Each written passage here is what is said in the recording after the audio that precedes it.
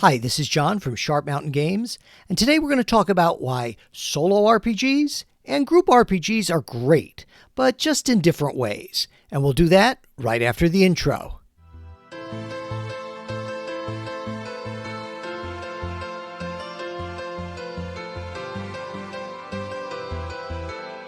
So let's start out today with me just saying thank you to everybody who watches, likes, and comments and subscribes to the video and the channel. I'm just so grateful for the chance to be part of the conversation, and I really want this to be a positive place here on my channel. So what we're going to talk about today is, the differences between solo and group RPGs beyond the very obvious one. So hopefully I have some new thoughts, or maybe you'll have some thoughts as you hear the video, and it's always good to be thinking about things. So obviously, the first number one thing is the number of people involved. With groups, you have 2 to 6 players or however many in a game master. With solo, you have only 1. And the way I like to think about it is a group game is kind of like Thanksgiving dinner. And that's wonderful, especially if you have positive relationships with your family and your friends and you have good food and a lot of laughs and all that. But then there's that time, and we always have our Thanksgiving dinner around noon. So there's that time later in the afternoon when everybody goes home and everything's cleaned up, and then you can have some quiet time, maybe to read or do something that you want to do, take a walk. And that's good too. I mean, they're both necessary things and they're both very positive things. So that's kind of my metaphor for group versus solo play. So let's just talk about, real quick, some points, some things that are different. Let's talk about portability. Solo play is very, very portable. You can play anywhere. All you need is your imagination, a notebook, a pen, and maybe some dice. Heck, even use a dice app, and you could play at the dentist. You could play while you're waiting for your kid if you're at their soccer game, or if you're on an airplane. I've done it in hotel rooms. It's very, very portable. And you could play for as little or as long a time as you have. Now, with group play, you might say, well, what about portability there? Well, you could play at a convention. You could play at a game store. Maybe you get invited to somebody's house game. So in terms of portability, by going out and playing in different places, it's a great chance to meet new folks. Maybe you can play test a scenario or a game system that you'd like. And of course, also with portability, if you want to play online, you can play with people from anywhere. I've played with people from all over the country and a couple of fellows from Canada, and it's just been great. Speed. Group play can sometimes bog down. We've all been there.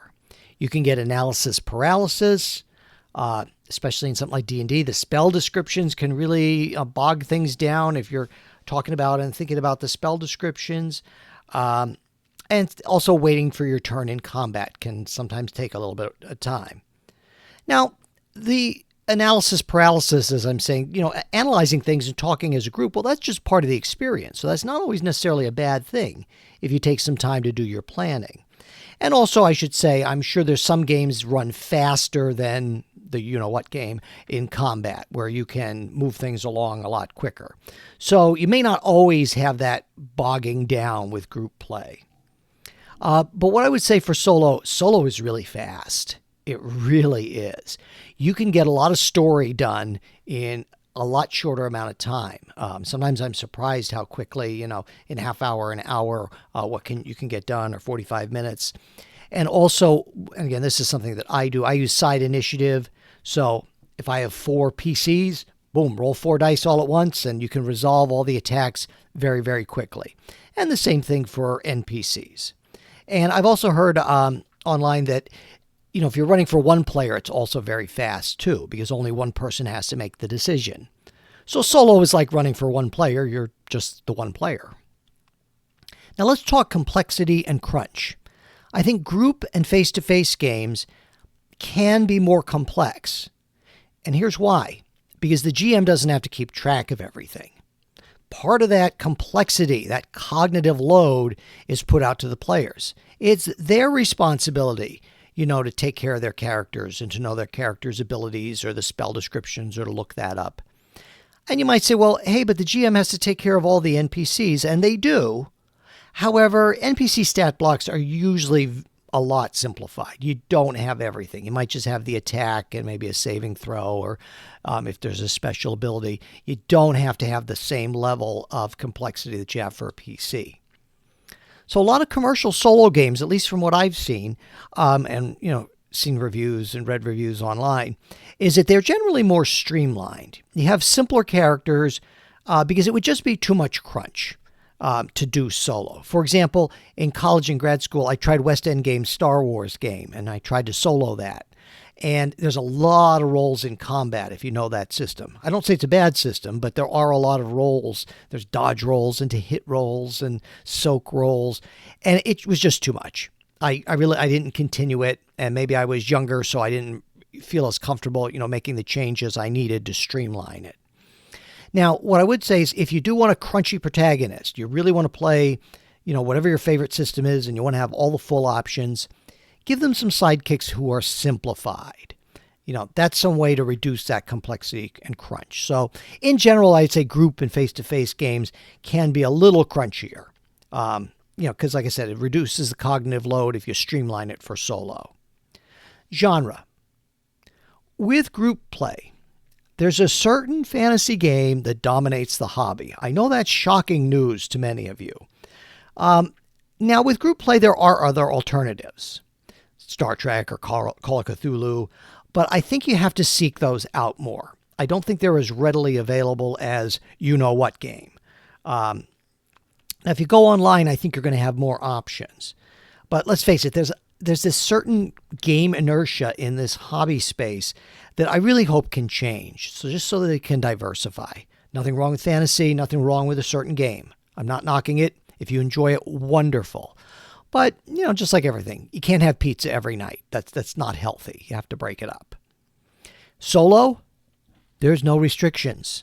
Nothing. You don't have to worry about, well, this person doesn't like this and this person doesn't like that. And that can sometimes be a problem in your group because everybody might have different tastes and you can't please everybody. You only have to please yourself for solo. So I think it's just a great outlet to get your science fiction or your Star Trek or Star Wars or superheroes. I don't want to say get it out of your system, but to get that some playtime, that you're not getting with your group play if you're running fantasy. And heck, you could switch it up night by night. I have a couple of different notebooks. I use one for Star Wars and one for Star Trek. And I'm thinking of starting another one, maybe for a little superhero game. And just pick whichever notebook you want and go, or just have a different section in the notebook. Now let's talk social encounters. I think in most RPGs, we probably don't roll a lot for social encounters. You get your surprises because you see, well, how do the players or the other players interact with the town guard or the person in the tavern or things like that. Now, that's a little harder to do in solo. But I don't want to say it's impossible because you're saying, well, I don't want to just be writing a book or write a scripted fictional narrative. And I do write some dialogue in my journal, but I think I rely more on, I'll do a charisma roll if I want there to be a branch point, just because I think it puts a little bit more of the unknown into the game and a little more chance for surprises. Okay, they're going to try to talk the bounty hunters down from taking them or from starting a firefight. Well, we'll do a charisma roll because that way I don't even know which way it's going to happen. And I know there's other games that use things like oracles and reaction tables, which are really just dice rolls. And you could also just say, okay, I'm going to roll a d6. Things go well for my players on a 4, 5, or 6. Or, oh, no, this is difficult. They'd have to get a 5 or a 6 to have the encounter go a certain way. That's up to you. But I think the dice rolls add a little more variability to social encounters that maybe you don't need as much in group play. So let's conclude things. Group play is great. I want to just say to my regular players and even those folks who I play with occasionally, I'm very glad to have you in my life. It enriches my life, absolutely, and that's why we play these games. But solo play is great too, and I hope more people will give it a chance and give it a thought. I think it really lets us be creative, and I really can't tell you how much it takes my mind off work and personal stress. And if I can just get 20 minutes or a half hour sometimes in the evening and roll some dice and see what happens, I really think it does, that it's a really good therapeutic thing. And not only that, it's a creative thing. However, group and solo are slightly different pursuits. So please let us know in the comments, if I missed any differences or any things that come to mind for you. You can also stick around, see what else Sharp Mountain Games has to offer.